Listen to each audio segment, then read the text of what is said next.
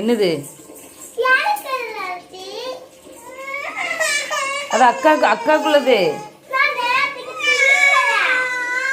சரி, நீ கொஞ்சம் கொடுத்துரு அவளுக்கு.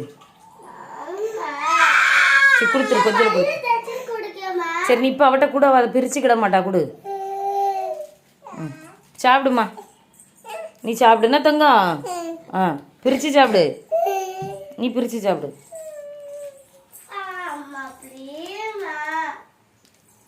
என்னது?